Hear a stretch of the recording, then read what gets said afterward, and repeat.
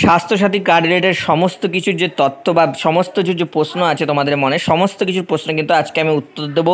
স্বাস্থ্যসাথী কার্ডে কত টাকা থাকে, এই স্বাস্থ্যসাথী কার্ড দিয়ে কি আমি যে কোনো মেডিকেল এমার্জেন্সিতে আমার যে এক্সপেন্সেস আছে বা খরচা আছে সেটা কি ফ্রিতে পাবো, স্বাস্থ্যসাথী কার্ডেতে কি যে বেসিক্যালি প্রেগনেন্ট মহিলা আছে তার সার্জারিতে কি ফ্রিতে আমি এই চেক আপটা করাতে পারবো, কিংবা কোনো কিছু যে প্রবলেম স্বাস্থ্যসাথী কার্ড বানানোর সময় সেগুলো কি কীভাবে ঠিক করবো, কীভাবে খুব দ্রুততরভাবে স্বাস্থ্যসাথী কার্ডটাকে আমি হাতে পাবো, কীভাবে আপনি কোনো মেডিকেল এমার্জেন্সিতে আপনার যদি স্বাস্থ্যসাথী কার্ড না থাকে সেটা কীভাবে 2 দিনের মধ্যে পেয়ে যাবেন হাতে, সমস্ত কিছু কিন্তু থাকছে আজকে এই ভিডিওতে।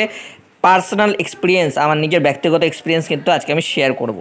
তো বন্ধুরা, তোমরা যদি চ্যানেল নতুন হয়ে থাকো অবশ্যই চ্যানেলটাকে সাবস্ক্রাইব করে রাখবে, পাশে থাকবে অ্যান্ড ভিডিওটাকে সম্পূর্ণ দেখো।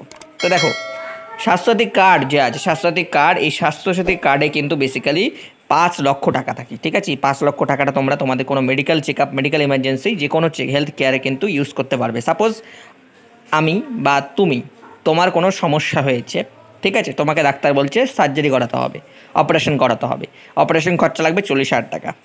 তোমার স্বাস্থ্যসাথী কার্ড আছে, তুমি গেলা হসপিটালে, সেটা পাবলিক হসপিটাল মানে প্রাইভেট হসপিটাল হতে পারে কিংবা গভর্নমেন্টে বেসিক্যালি অত এক্সপেন্সেস হয় না, বাট সে তুমি প্রাইভেট হসপিটালে যেতে যাচ্ছ, প্রাইভেট হসপিটালে গেলে সেখানে তুমি প্রাইভেট হসপিটালের রিসেপশনিস্টকে জিজ্ঞেস করলে যে আপনাদের এখানে কি স্বাস্থ্যসাথী কার্ডটাকে অ্যাকসেপ্ট করা হয়, যদি বলে হ্যাঁ করা হয়, তাহলে তুমি যখনই তোমার যে সার্জারি করাতে হবে, অপারেশন করাবে, সে অপারেশনের যে খরচটা সেটা কিন্তু এই স্বাস্থ্যসাথী কার্ডই কিন্তু বহন করবে। তোমার যে 5 লক্ষ টাকা আছে সেই 5 লক্ষ টাকা থেকেই কিন্তু তোমার ওই 40,000 টাকা 50,000 টাকা কেটে যাবে। ঠিক আছে, এটাই হচ্ছে বেসিক্যালি স্বাস্থ্যসাথী কার্ডের সুবিধা। তোমাকে কিন্তু কোনো কিছু ফ্রিতে করানো হচ্ছে না, তোমার যে কার্ডটা ছিল সেই কার্ডটাতে কিন্তু টাকাটা তোমার কেটে নেওয়া হলো। এবার দেখো, কিছু কিছু বিষয় আসছে স্বাস্থ্যসাথী কার্ডের যে বিষয়টা, সেটা হচ্ছে বিভিন্ন তোমার যে নিয়ারেস্ট হসপিটাল আছে, প্রাইভেট হসপিটাল, সেখানে আগে দেখে নেবে যে স্বাস্থ্যসাথী কার্ড তোমার সেখানে নেয় কি না। অনেক হসপিটালে কিন্তু স্বাস্থ্যসাথী কার্ড অ্যাকসেপ্ট করে না, সেই জন্য আগে সমস্ত কিছু জেনে নিয়ে সেই হসপিটালে যাবে যদি তোমার কাছে টাকা না থাকে। ঠিক আছে, দ্বিতীয় বিষয় আসছে যারা যারা প্রেগনেন্ট মহিলা আছে, অনেক এখন বর্তমানে প্রেগনেন্ট মহিলা সবারই কিন্তু সি সেকশনে ডেলিভারি হচ্ছে, অর্থাৎ অপারেশনের মাধ্যমে বা সার্জারির মাধ্যমে কিন্তু ডেলিভারি হচ্ছে। তাদের বেসিক্যালি এক্সপেন্সেস যে আছে সেটা কিন্তু 50,000 টাকা 60,000 টাকা ম্যাক্সিমাম হয়ে যায়। তো তাদের এক্সপেন্সেস কমাতে তারা কিন্তু নিয়ারেস্ট তাদের প্রাইভেট হসপিটালে গিয়ে এই স্বাস্থ্যসাথী কার্ড দেখিয়ে কিন্তু তারা সেটার যে এক্সপেন্সেস সেটা কিন্তু কমিয়ে দিতে পারে। ঠিক আছে, কারণ স্বাস্থ্যসাথী কার্ডে কিন্তু প্রেগনেন্সি মহিলাদের যে সি সেকশনের সার্জারি বা অপারেশন সেটা কিন্তু বিনামূল্যে করা হয়, মানে এই কার্ডের থেকেই টাকাটা তারা কেটে নেয়। এবার আর একটা বিষয় আসছে যে আরও যে একাধিক যে প্রবলেমগুলো থাকে, এগুলো প্রবলেমগুলো কি চেক আপ স্বাস্থ্যসাথী কার্ড দিয়ে হয়? হ্যাঁ, অনেক কিছু প্রবলেমের চেক আপ কিন্তু স্বাস্থ্যসাথী কার্ড দিয়ে হয়। অ্যান্ড তোমাদের এই স্বাস্থ্যসাথী কার্ডে তোমরা যতজনকে অ্যাড করতে চাও, ফ্যামিলি মেম্বার থেকে শুরু করে তোমার আপার ফ্যামিলি মেম্বার্স, তাদেরকেও কিন্তু অ্যাড করতে পারবে।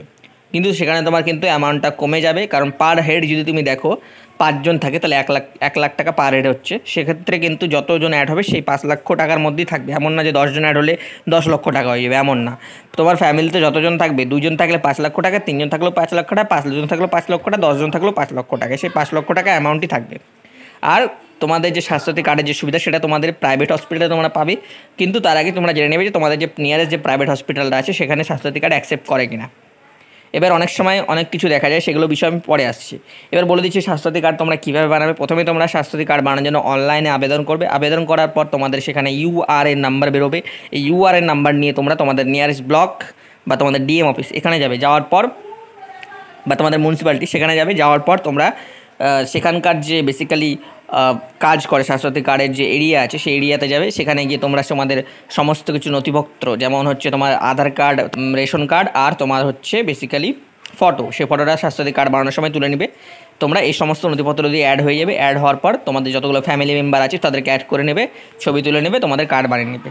আচ্ছা, এই কার্ড বানানোর সময় অনেকের অনেক সময় সমস্যা হয়, যেমন দেখা যাচ্ছে সাপোজ আমি অনলাইনে আবেদন করেছিলাম, আমার ইউআরএন নাম্বার বেরিয়েছে, কিন্তু আমি কার্ড বানানোর জন্য অনেকটা দেরি করে দিয়েছি। আমার 1 মাস আগে ইউআরএন নাম্বার বানিয়েছিল, আমি 6 মাস পর আমি পরে দেখছি যে আমার ইউআরএন নাম্বার বাড়িয়েছে। সেক্ষেত্রে কিন্তু তোমরা যখন সেই ইউআরএন নাম্বার দিয়ে চেক করবে স্ট্যাটাসটা, সেখানে দেখাবে তোমার যে ইউআরএন নাম্বার আছে সেটা কিন্তু ইনভ্যালিড দেখাবে বা সেটা কিন্তু ইনঅ্যাক্টিভ দেখাবে। তখন তোমাদের কিন্তু একটু ঝামেলা হয়ে যাবে এই কার্ডটা বানাতে, স্বাস্থ্যসাথী কার্ডটা, কারণ তোমাদেরটা ইনঅ্যাক্টিভ আছে, তোমাদেরকে এটা অ্যাক্টিভ করতে হবে। সেক্ষেত্রে তোমাদের দরখাস্ত দিতে হতে পারে, এক্সেট্রা অনেক কিছু করতে হতে পারে।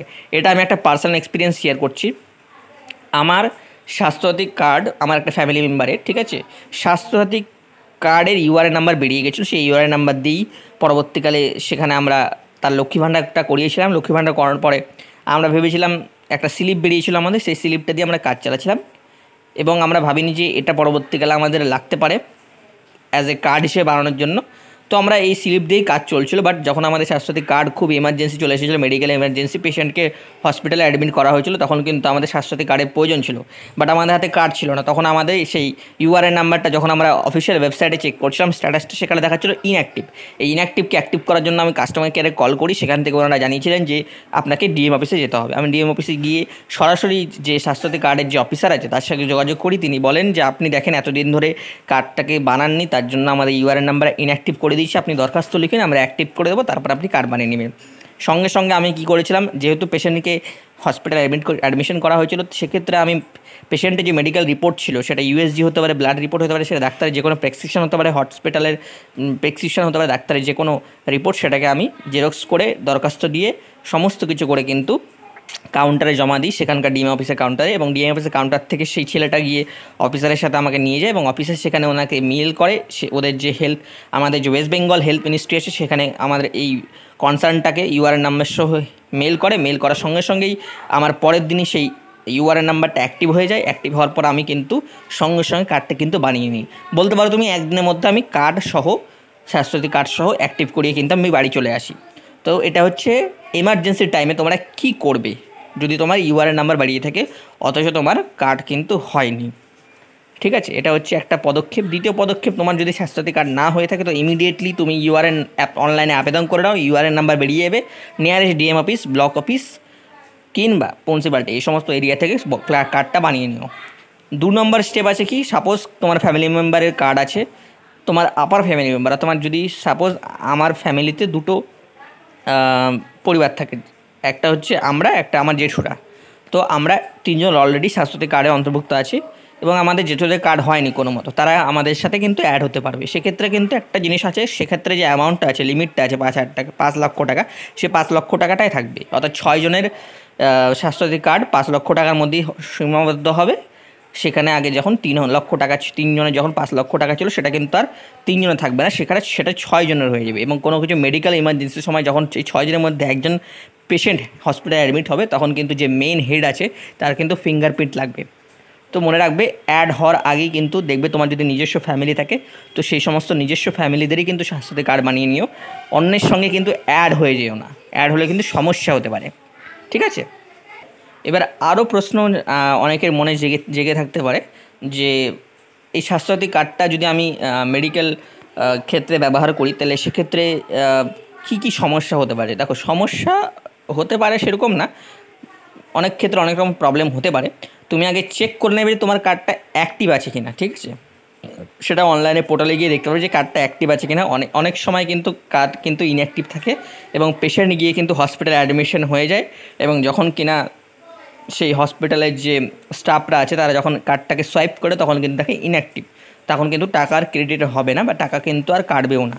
তো সেক্ষেত্রে তোমাদের কিন্তু আগে থেকে দেখে নিতে হবে তোমাদের কার্ডটা কি ইনঅ্যাক্টিভ হয়ে আছে না অ্যাক্টিভ আছে। অ্যাক্টিভ থাকলে খুবই ভালো কথা, তোমার কিন্তু সমস্যা হবে না, বাট ইনঅ্যাক্টিভ হয়ে থাকলে কিন্তু সেটাকে আগে অ্যাক্টিভ করে নিতে হবে। দ্বিতীয় প্রশ্ন থাকে, অনেক সময় যদি তুমি স্বাস্থ্যসাথী কার্ড দেখেই যদি কোনো হসপিটালে অ্যাডমিট হও তো সেক্ষেত্রে কিন্তু তোমার যে বিল, সে বিলটা কিন্তু এক্সট্রা নেওয়া হয়। কেন এক্সট্রা নেওয়া হয় তার কারণটা হচ্ছে এটাই, কারণ তোমার কিন্তু পকেট থেকে টাকা কাটছে না, সেটা একটা কার্ডের মাধ্যমে টাকাটা কাটছে বা অ্যাজ এ হেলথ ইন্স্যুরেন্স যেমন করে কাটে, সেক্ষেত্রে কিন্তু ওরা কিন্তু এক্সট্রা চার্জ করে নেয়। তোমার যদি 20,000 টাকা বিল হয় তোমাকে কিন্তু সেখানে ওরা 30,000 টাকা বিল দেখাবে এবং তোমার বিলটা কিন্তু সেই কার্ড থেকেই কাটিয়ে নেবে। সেই জন্য এখানেও কিন্তু অনেকটা স্ক্যাম হয়ে থাকে স্বাস্থ্যসাথী কার্ড রিলেটেড। এই বিষয়টা নিয়ে পরবর্তীকালে ভিডিও বানানোর ইচ্ছা আছে। যাই হোক, আরও যদি কোনো প্রশ্ন থাকে তোমাদের আমাকে জানাতে পারো, আমি কিন্তু সমস্ত প্রশ্নের মোটামুটি উত্তর দেওয়ার চেষ্টা করলাম। তোমার যদি পার্সোনাল কোনো প্রশ্ন থাকে অবশ্যই কমেন্ট বক্সে এখনই কমেন্ট করে জানাও, আমি সঙ্গে সঙ্গে রিপ্লাই দেওয়ার চেষ্টা করবো। অ্যান্ড তোমার যদি মেডিকেল ইমার্জেন্সি হয়ে থাকে আমাকে অবশ্যই আমার টেলিগ্রাম চ্যানেলে জয়েন হয়ে আমাকে পার্সোনাল SMS করতে পারো। তোমার যদি সমস্যা হয়ে থাকে আমি সবার সমস্যার সমাধান করতে প্রস্তুত আছি, কারণ আমি নিজেও একসময় সমস্যার মধ্যে ছিলাম। তো আশা করি তোমাদের ভিডিওটা ভালো লেগেছে। ভিডিও ভালো লাগলে অবশ্যই চ্যানেলটাকে সাবস্ক্রাইব করে পাশে থেকে বেল আইকনটা ক্লিক করে দাও অ্যান্ড কমেন্ট করে জানাও তোমাদের ভিডিওটা কেমন লাগলো। Thank you.